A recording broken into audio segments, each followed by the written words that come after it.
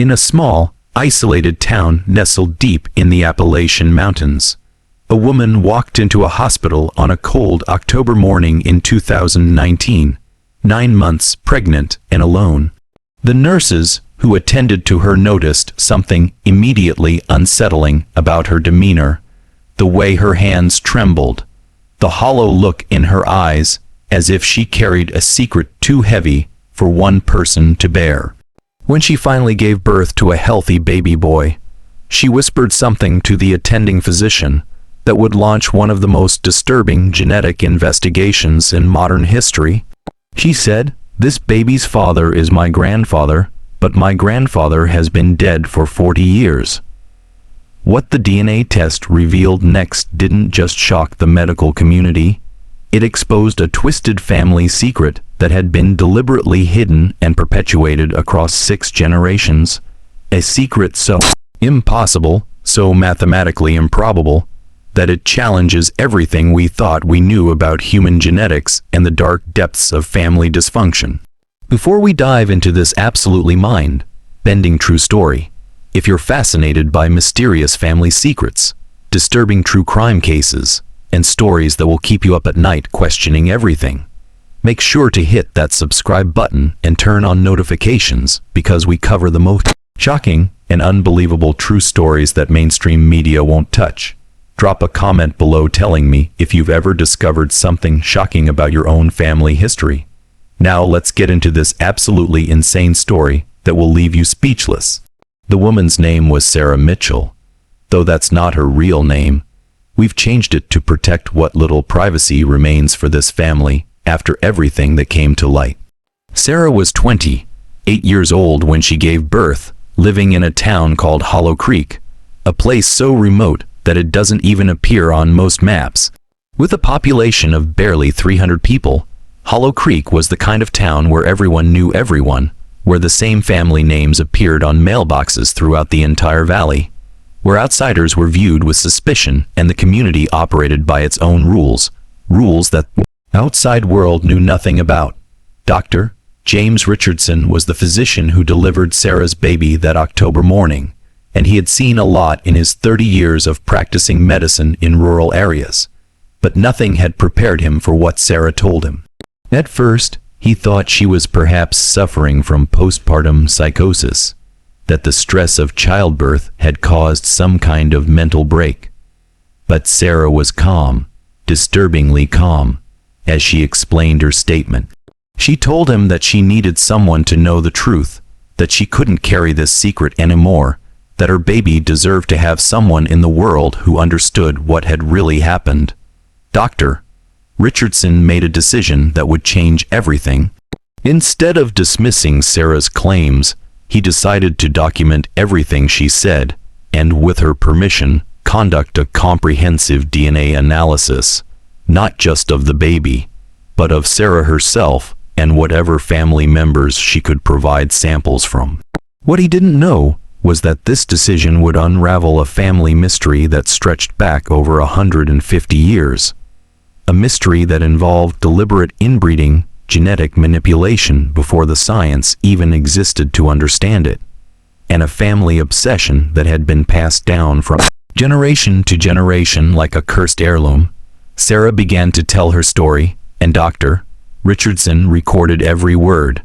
She explained that she had grown up in Hollow Creek, never attending public school, educated at home by her mother and grandmother. She had been told from a very young age that her family was special, that they had a sacred duty to preserve something precious, something that outsiders could never understand. Her family, the Mitchells, had lived in Hollow Creek since the town's founding in 1867, and they were one of only 5 founding families. But unlike the other families who gradually married outsiders and expanded their gene pool, the Mitchells had done something very different. It all started with a man named Ezekiel Mitchell, Sarah's great-great-great-grandfather, who had founded the family homestead in Hollow Creek after the Civil War. Ezekiel had been a medic during the war, and he had become obsessed with heredity and bloodlines. influenced by the primitive genetic theories that were popular in that era.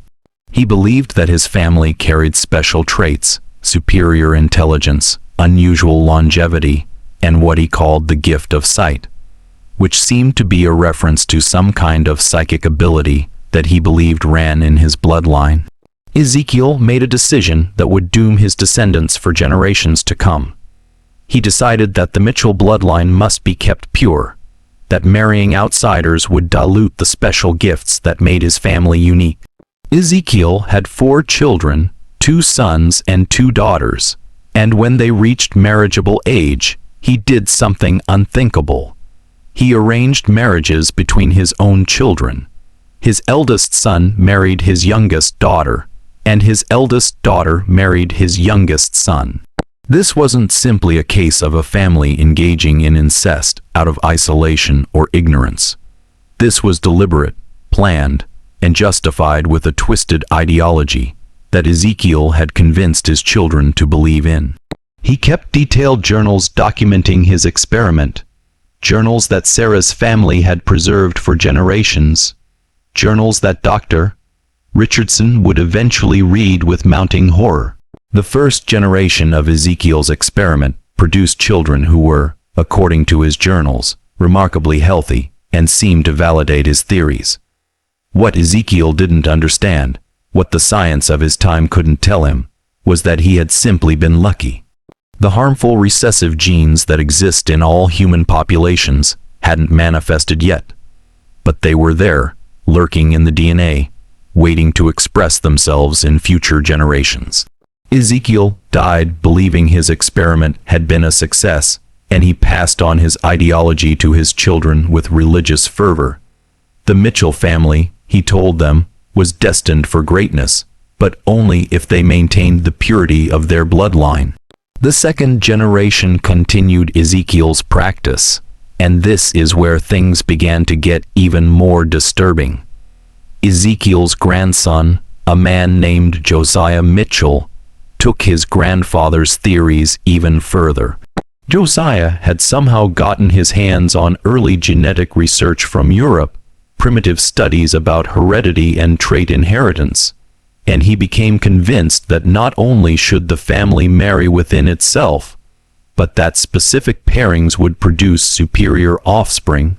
He created what he called the family map, a detailed genealogical chart that indicated which family members should marry which other family members to, in his mind, maximize the expression of desirable traits. This is where Sarah's statement about her grandfather becomes crucial to understand. Josiah's theory, as insane as it was, involved something he called generational echoing. He believed that if the same genetic combinations could be recreated across multiple generations, the desirable traits would become stronger and stronger. In practical terms, this meant that he advocated for family members to recreate the same genetic pairings that had occurred in previous generations. If a grandfather and granddaughter had produced offspring with desirable traits, then that same type of pairing should be repeated in the next generation. The family followed Josiah's map religiously, and by the 3rd generation, the genetic consequences began to manifest. Children were being born with increasing rates of genetic disorders, birth defects, developmental disabilities, and shortened lifespans. But the family had become so isolated, so convinced of their own ideology, that they interpreted these problems not as evidence that their practice was harmful, but as a kind of test, a purification process that would eventually result in the perfection they sought. The children who were born healthy were seen as proof that the system worked, while those who suffered were quietly hidden away, cared for by the family but never acknowledged to the outside world. By the 4th generation, which included Sarah's great-grandfather, the Mitchell family had developed an elaborate system to hide their practices from authorities. They had a family doctor, who was himself a distant Mitchell relative, who falsified birth certificates and death certificates. They homeschooled all their children to avoid questions from teachers. They owned enough land to be self-sufficient and rarely needed to interact with the outside world. The few Mitchell family members who questioned the practice or wanted to leave were subjected to intense psychological pressure, told that they would be betraying not just their family but their sacred duty, that they carried a responsibility to preserve something precious that the ignorant outside world could never understand. Sarah's grandfather, a man named Elijah Mitchell, was born in 1935, and according to the family records that Sarah eventually provided to investigators, he was the product of a union between a father and daughter from the previous generation. Elijah was, by all accounts, one of the successful offspring, healthy, intelligent, and a true believer in the family ideology. He married his first cousin when he was 22 years old, and they had 5 children together, including Sarah's mother, Rebecca. Here's where the story takes an even darker turn, if that's even possible. Elijah became the family patriarch, the keeper of Josiah's map, and he was fanatical about following it. When his own daughter Rebecca came of age in the early 1970s, Elijah consulted the family map and determined that Rebecca should marry her own father, that this pairing would recreate a genetically successful combination from 2 generations prior. Rebecca refused, and the family crisis that followed nearly tore the Mitchells apart. Rebecca tried to run away, but in a town as small and isolated as Hollow Creek, there was nowhere to go that the family couldn't find her.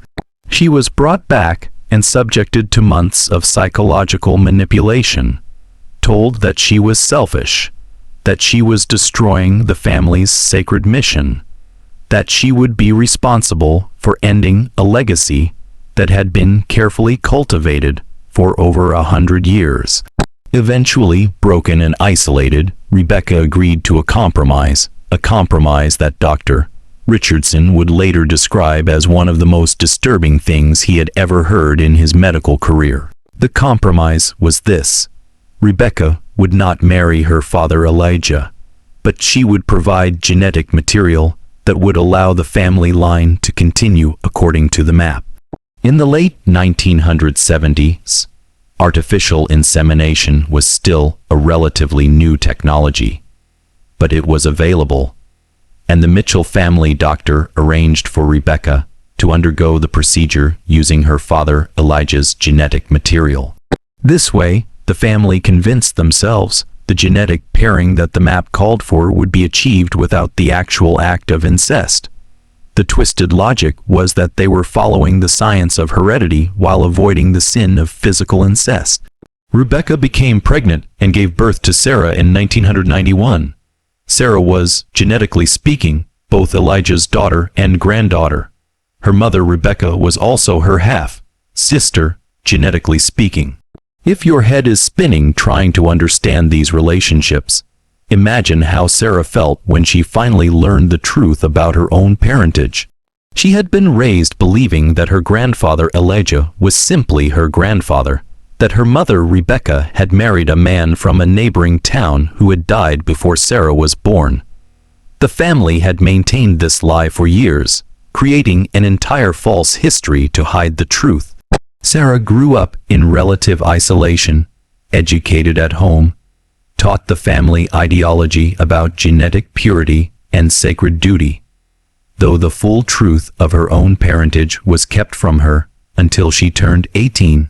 The family had a tradition, a horrifying coming-of-age ritual where young adults were brought into the full knowledge of the family's secret and presented with Josiah's map. They were told that it was now their turn to continue the family mission, to produce the next generation, according to the map's specifications. When Sarah was shown the map on her 18th birthday, she was told something that made her physically ill.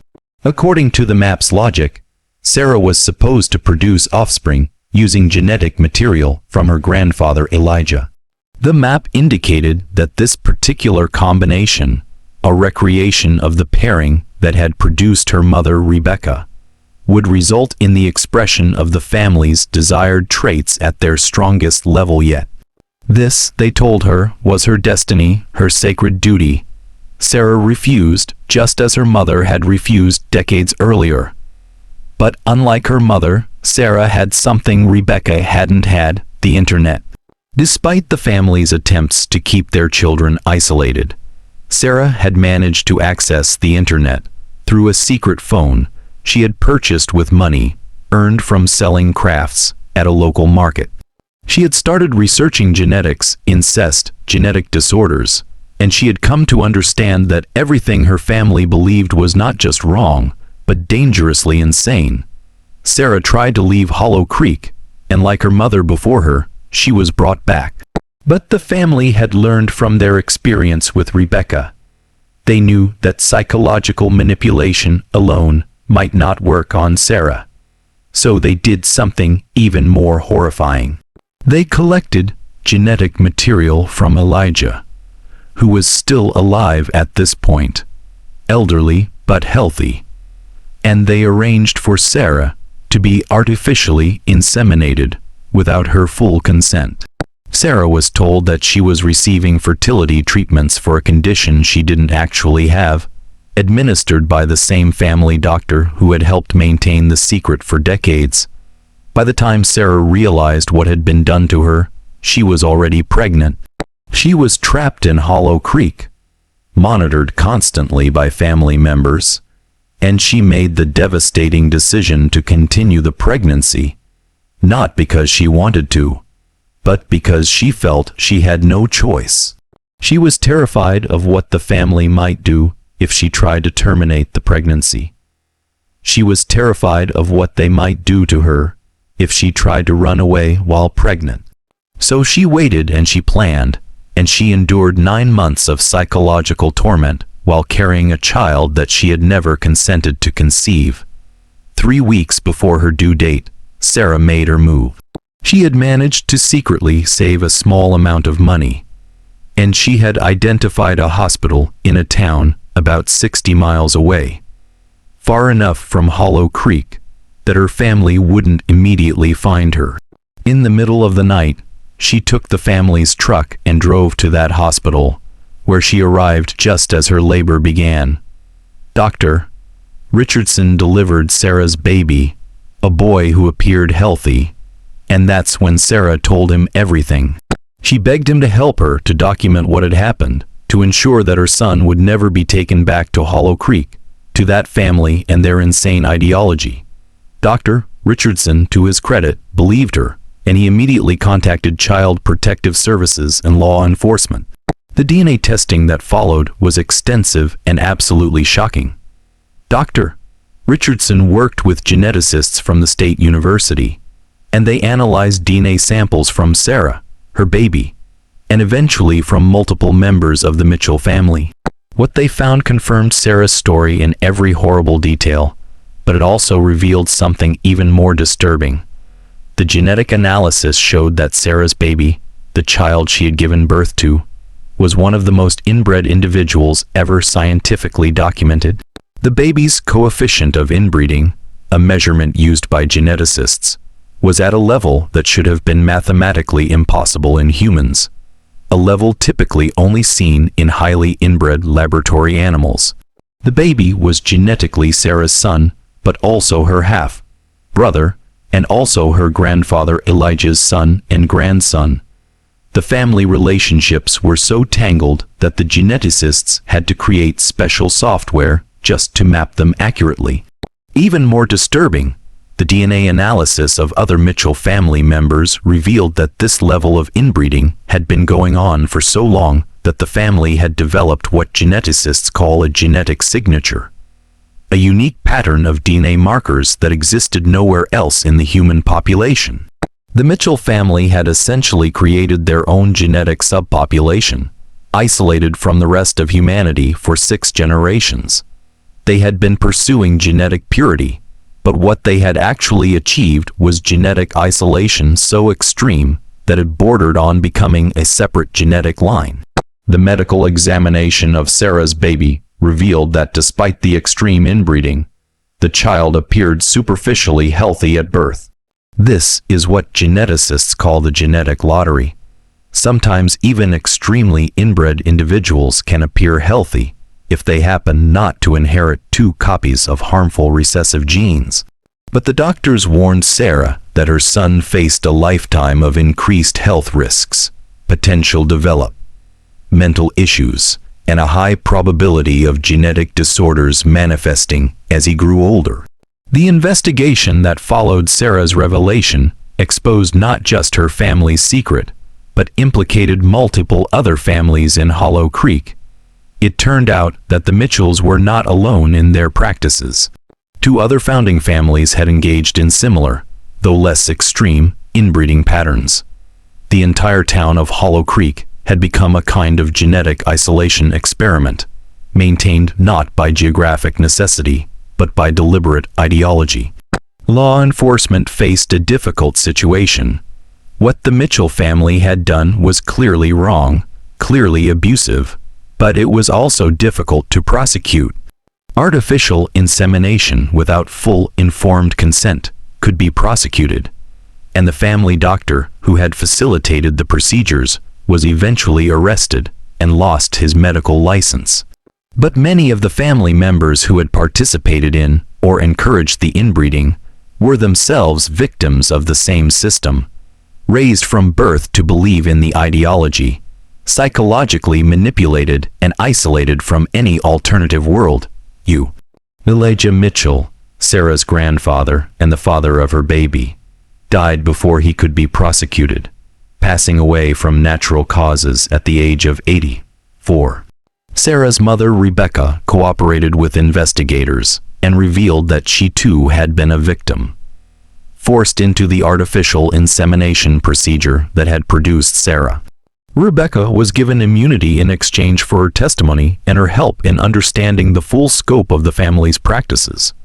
The journals kept by Ezekiel and Josiah Mitchell, the architects of the family's ideology, were seized by investigators and later studied by historians and geneticists. These documents revealed a chilling portrait of how a twisted idea could be passed down through generations, becoming more entrenched and more extreme with each passing decade. Ezekiel's early journals showed a man influenced by the pseudoscientific racial theories popular in the post-Civil War era. Theories about bloodlines and hereditary superiority that seem absurd now, but were taken seriously by many people at the time. Josiah's journals showed how those ideas evolved into a systematic program of controlled inbreeding, complete with record-keeping and long-term planning that would have been sophisticated if it weren't so horrifying. The geneticists who studied the Mitchell family made several scientific discoveries that, in a dark irony, contributed to our understanding of human genetics. The Mitchell family represented one of the most extreme cases of sustained inbreeding in modern human history, and studying their DNA helped scientists understand how isolated populations develop genetic signatures, and how inbreeding affects the human genome over multiple generations. Several scientific papers were published based on the Mitchell family data, though all identifying information was removed to protect the family members who were innocent victims of the system. Sarah's baby, the little boy at the center of this entire story, was placed in foster care, initially while Sarah received intensive therapy and support to recover from her trauma. Sarah fought for 2 years to regain custody of her son, undergoing psychological evaluation after psychological evaluation to prove that she could be a fit mother despite everything she had been through. Eventually, she was granted full custody, and she moved far away from Hollow Creek to a large city where she could be anonymous and where her son could grow up without anyone knowing his origins. Dr. Richardson stayed in contact with Sarah for several years after the initial investigation, and he reported that her son, as he grew into a toddler, showed no obvious signs of developmental delays or genetic disorders. Sarah changed both her name and her son's name legally, creating a complete break from the Mitchell family history. She refused all media requests for interviews, wanting only to live a quiet life and give her son as normal a childhood as possible given the circumstances. The Mitchell family compound in Hollow Creek was eventually abandoned. Most of the family members who were capable of living independently moved away, scattering to different parts of the country, trying to escape the stigma and the investigation. A few elderly family members remained in the area, cared for by social services. The house where 6 generations of Mitchells had lived, where Josiah's map had been kept like a sacred text, where so much pain and dysfunction had been hidden behind closed doors, now sits empty, slowly being reclaimed by the forest. The case raised difficult questions that ethicists and legal experts continue to debate. How do you prosecute a crime that spans generations, where many of the perpetrators were also victims? How do you help people recover from trauma that is so deeply woven into their family identity? How do you ensure that isolated communities can't hide abuse behind walls of secrecy and intimidation? The Mitchell family case led to changes in how Child Protective Services monitors homeschooled children in isolated areas, and it led to increased awareness among medical professionals about the signs of systematic family abuse. Perhaps most disturbing of all, the investigation revealed that the Mitchell family was not unique. Researchers found evidence of similar practices in other isolated communities across Appalachia, though none as extreme or as well documented as the Mitchells. These discoveries led to a broader conversation about genetic counseling, about the importance of diverse gene pools, and about how dangerous ideas can persist in isolated communities where they're never challenged by outside perspectives. Sarah's story is ultimately one of survival and courage. She broke a chain that had held her family captive for 6 generations. She refused to continue a cycle of abuse that had been justified with pseudoscience and religious fervor. She chose to protect her son, even though he was conceived without her consent, even though his very existence was a reminder of the worst trauma of her life. She chose to tell the truth, even though she knew it would destroy her family and expose her to judgment and speculation. The baby boy who should never have existed, who was genetically an impossibility, who represented the culmination of 6 generations of twisted ideology, is now a young child living somewhere in America with a mother who loves him and who is determined to give him a life completely different from the one she endured. His DNA tells a story of extreme inbreeding, of genetic isolation, of a family's dark obsession. But his future is still unwritten. The full impact of what the Mitchell family did may not be known for decades. Geneticists continue to monitor the health outcomes of the surviving family members, documenting how extreme inbreeding affects human health across lifespans. Psychologists study the trauma responses of family members who escaped the system, trying to understand how to help people recover from this particular kind of multigenerational abuse. Sociologists examine how a community like Hollow Creek could exist in modern America, how it could hide such dark secrets for so long. When the story first broke in 2019, it made national headlines for a few weeks before fading from public attention, as most stories do in our fast-paced news cycle. But for the people involved, the Mitchell family members who survived and escaped, the story doesn't end. They carry in their DNA the evidence of what happened, and they carry in their hearts the trauma of having been born into a system that treated them not as individuals, but as components in a genetic experiment. The hospital room where Sarah first told Dr. Richardson the truth about her baby's origins was later remodeled, but Dr. Richardson says he can never forget that day. The look in Sarah's eyes as she unburdened herself of a secret she had been forced to carry. The way her voice remained steady, even as she described things that should have broken her. He says that Sarah was the bravest patient he ever treated. and that her decision to tell the truth probably saved not just her son's life, but potentially the lives of future generations who would have been born into the same system if she hadn't spoken up.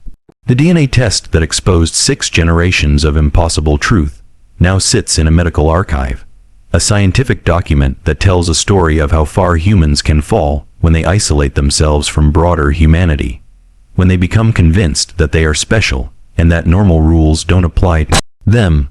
It's a warning about the dangers of genetic ideology, about what happens when pseudoscience is treated as fact and passed down through generations until it becomes unquestioned family doctrine. This is not a story with a happy ending, because the damage done across 6 generations cannot be undone. But it is a story with hope in it, the hope represented by Sarah's courage, by her determination to break the cycle, by her son who gets to grow up free from the Mitchell family's twisted legacy. It's a reminder that even the darkest family secrets can be exposed, that even the most entrenched patterns of abuse can be broken, but only when someone is brave enough to tell the truth, no matter what the cost.